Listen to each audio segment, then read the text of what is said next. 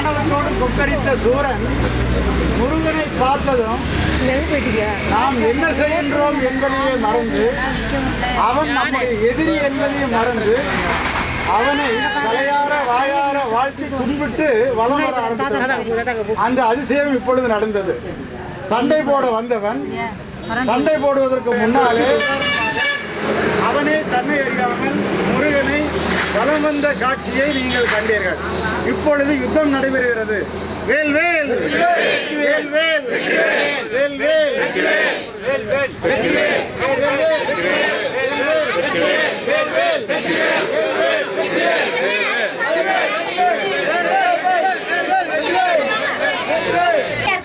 முருகா, நான் உன்னோடு வதம் புரிந்தேன்.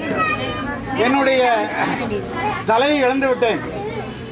நான் தோக்கப் போவது, கடைசியில் நான் தோக்கப் போவது நிச்சயம் வந்து எனக்கு இப்போ உள்மனது சொல்லுகிறது, என்னுடைய அந்தராத்மா சொல்லுகிறது. இருந்தாலும் நான் உன்னிடம் ஒரு வரம் கேட்கின்றேன்.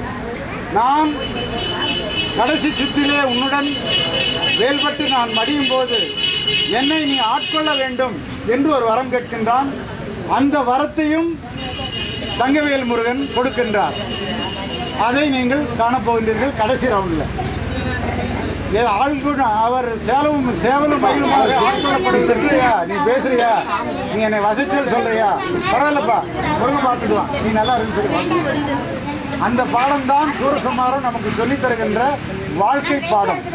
எதிரிகள் இல்லாத வாழ்க்கையை நாம் வாழ வேண்டும். முடிந்தது. இரண்டாவது சுற்று நடக்கிறது. முதல் சுற்றுல வந்து இருந்த அடுத்தது சிம்மவாகனமா பார்த்தேன். சிம்மமா வந்து நிக்கிறான், சிங்கமா வந்து நிக்கிறான். இப்ப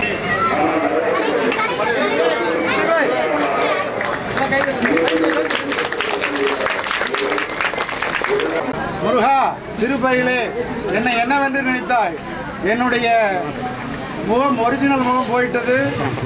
சிங்க முகம் எடுத்தேன், சிங்க முகம் போயிட்டது. ஆனா எனக்கு எத்தனை முகங்கள் இருக்கிறது தெரியுமா? இதோ வருகிறேன் பார், யானை முகத்தோடு வருகிறான். யுத்தம் தொடரு.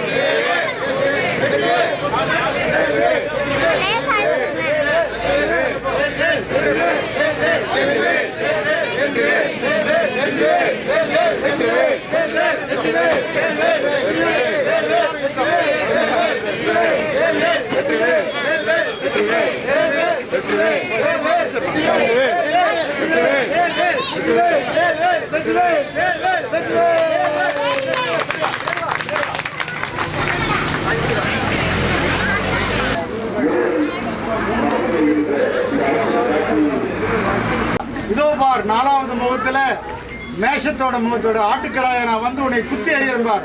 இந்த பிரம்ம லோகத்தையே நான் கலகலக்கு பண்ண போறப்பாரு. என்னுடைய பலம் என்னன்னு தெரியுமா? இதோ வருகிறேன்.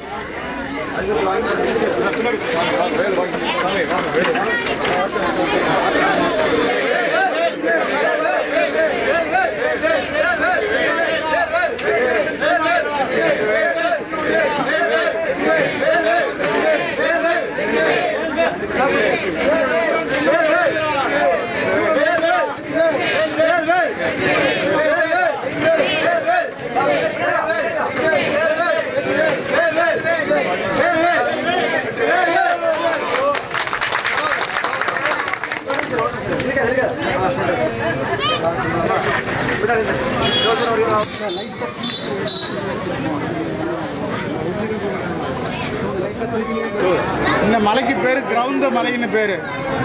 எனக்கு மலையாக நிற்கின்றேன். மலையை யாரும் ஒன்றும் பண்ண முடியாது. என்னுடைய சக்தி அளப்பரிய சக்தி, சிவசக்தி எல்லாம் எங்கிட்ட தான் இருக்குது.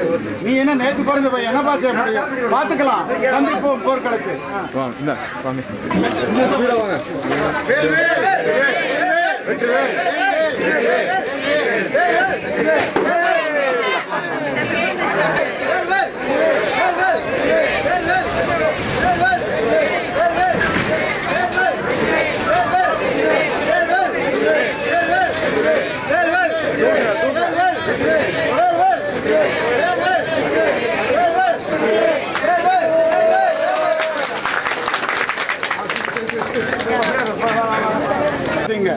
மலையான் என்ற சூரன் தவிடுபடியாகி கீழே விழுந்தான். இருந்தாலும் அவனுடைய ஆணவம் முக்காவாசி போயிடுது, இன்னும் கால்வாசி ஆணவம் இருக்குது. அந்த ஆணவம் முழுவதும் போய்விட்டால், அந்த கர்வம், ஆணவம், மாயை இந்த மூன்றும் போய்விட்டால் தான் நாம் கடவுள்கிட்ட போவோம். இன்னும் கொஞ்சம் முக்காவாசி போயிடுது, 75% போயிடுது. இன்னும் 25% இந்த ஆணவம் இருக்கிறது. அவன் மலை மறைந்து இப்பொழுது ஒரு மரமாக மாறி இப்பொழுது மீண்டும் ஆர்ப்பரித்துக் கொண்டு கடலில் இருந்து எழுந்து வருகின்றான். வெற்றிவே மாறுங்க, என்னை யாரும் ஒன்றும் பண்ண முடியாது என்று முருகனை பார்த்து மீண்டும் கொக்கரிக்கின்றான். கீழே விழுந்தாலும் கூட என்னை போல மீண்டும் கீழே விழுந்துட்டான், அடிபட்டுட்டான். இருந்தாலும் இன்னும் அந்த ஆணவம் 75% போன ஆணவம் இன்னும் கொஞ்சம் இருந்து கொண்டு அவன் மீண்டும் கொக்கரித்துக் கொண்டு முருகனை நோக்கி யுத்தம் செய்ய ஆரம்பிக்கின்றான். யுத்தம் தொடர்கிறது. வெற்றிவேல் முருகனுக்கு ஆச்சரியப்படுகிறது.